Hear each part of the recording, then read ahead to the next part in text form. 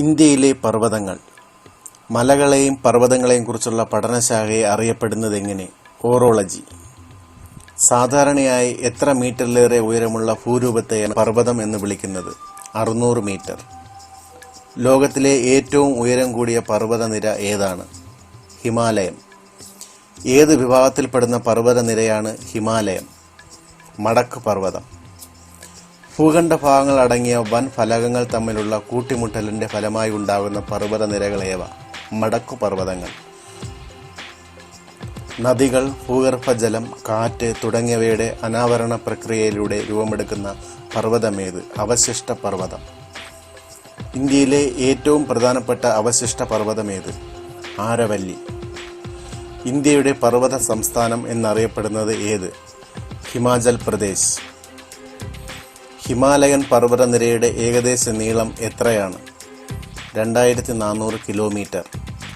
ഹിമാലയത്തിലെയും ലോകത്തിലെയും ഏറ്റവും ഉയരം കൂടിയ കൊടുമുടിയായ എവറസ്റ്റ് കൊടുമുടി സ്ഥിതി ചെയ്യുന്നത് ഏത് രാജ്യത്താണ്? നേപ്പാൾ. എവറസ്റ്റ് കൊടുമുടിയുടെ ഉയരമെത്ര? 8848 മീറ്റർ. സഗർ മാത എന്ന് നേപ്പാളിലും ചോമോ ലാഗ്മ എന്ന് ടിബറ്റിലും അറിയപ്പെടുന്ന കൊടുമുടി ഏത്? എവറസ്റ്റ് കൊടുമുടി. സർവേ വകുപ്പ് എവറസ്റ്റിന് തുടക്കത്തിൽ നൽകിയ പേരെന്ത്? പീക്ക് 15. എവറസ്റ്റിനെ മൗണ്ട് എവറസ്റ്റ് എന്ന് നാമകരണം ചെയ്തത് ഏത് വർഷമാണ്? 1865. എവറസ്റ്റാണ് ലോകത്തിലെ ഏറ്റവും ഉയരമുള്ള കൊടുമുടി എന്ന് ആദ്യം 1852 പ്രഖ്യാപിച്ച ബംഗാളിൽ നിന്നുള്ള സർവേയർ ആരാണ്? രാധാനാഥ് സിക്തർ. ഏതു രാജ്യത്തിന്റെ കറൻസി നോട്ടുകളിലാണ് എവറസ്റ്റിന്റെ ചിത്രമുള്ളത്? നേപ്പാൾ.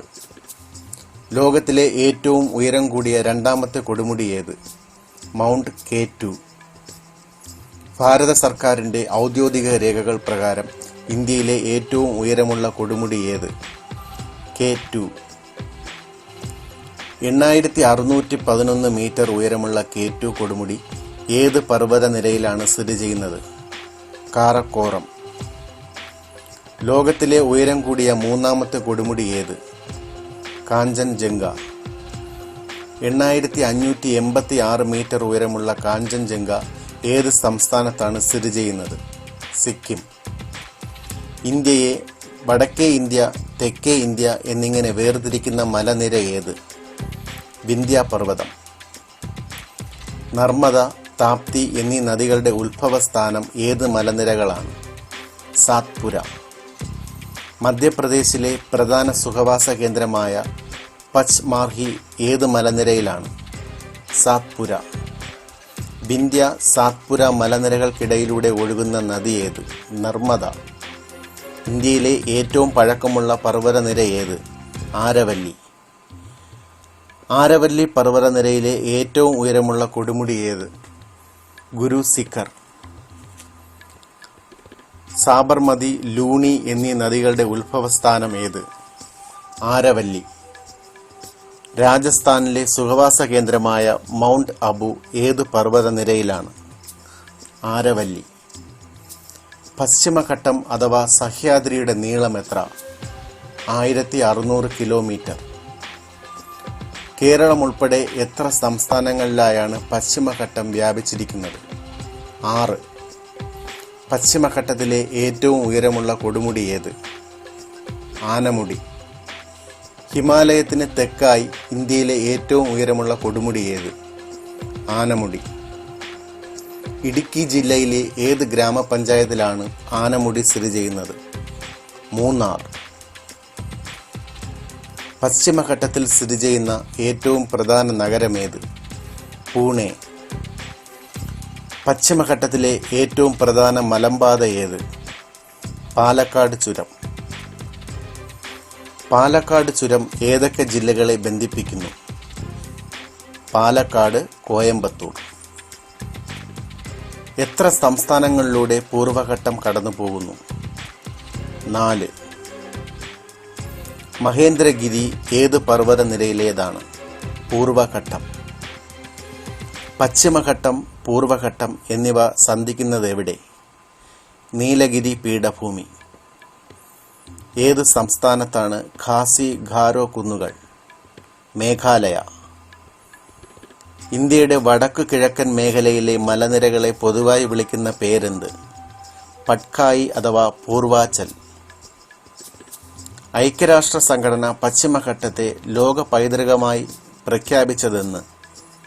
2012 ജൂലൈ. ഇന്ത്യയിലെ ജൈവ വൈവിധ്യ ഹോട്ട്സ്പോട്ടുകൾ ഏതൊക്കെ?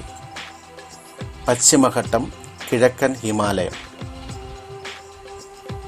പശ്ചിമഘട്ടത്തിൻ്റെ ജൈവ സംരക്ഷണം ശുപാർശ ചെയ്ത കമ്മിറ്റി ഏത്? മാധവ് ഗാഡ്ഗിൽ കമ്മിറ്റി. പശ്ചിമഘട്ട പാരിസ്ഥിതിക വിദഗ്ധ സമിതി റിപ്പോർട്ട് വിലയിരുത്താനായി നിയമിക്കപ്പെട്ട സമിതിയുടെ തലവൻ ആരായിരുന്നു? ഡോക്ടർ കസ്തൂരി രംഗൻ. ലോകത്തിൽ ഏറ്റവും അധികം മഴ ലഭിക്കുന്ന പ്രദേശങ്ങളായ മൗസിൻ ഡാം, ചിറാപുഞ്ചി എന്നിവ ഏത് കുന്നുകളിലാണ്?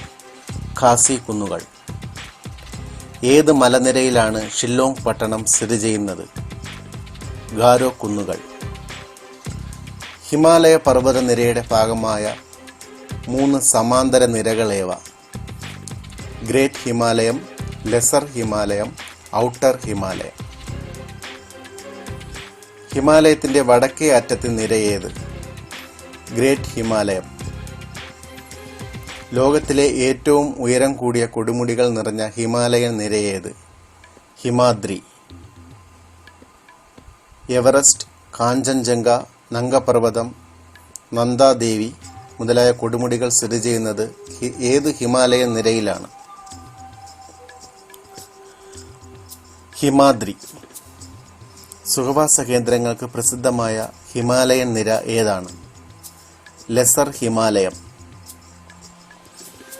മുസൂറി, ഡാർജിലിംഗ്, നൈനിറ്റാൾ, ഡൽഹൌസി എന്നീ സുഖവാസ കേന്ദ്രങ്ങൾ ഏത് ഹിമാലയൻ നിരയിലുള്ളതാണ്?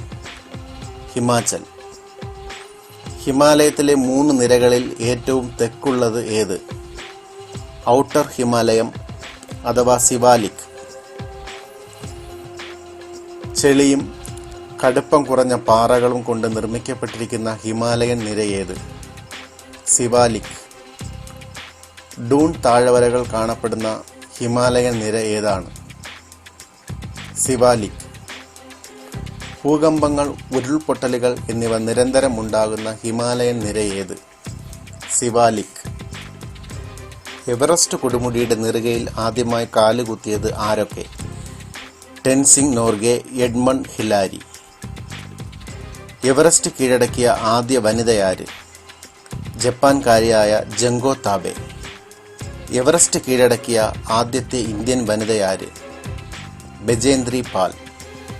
കൂടുതൽ ചോദ്യങ്ങൾക്കും മോക്ക് ടെസ്റ്റിനും സന്ദർശിക്കുക www.keralapscgk.com.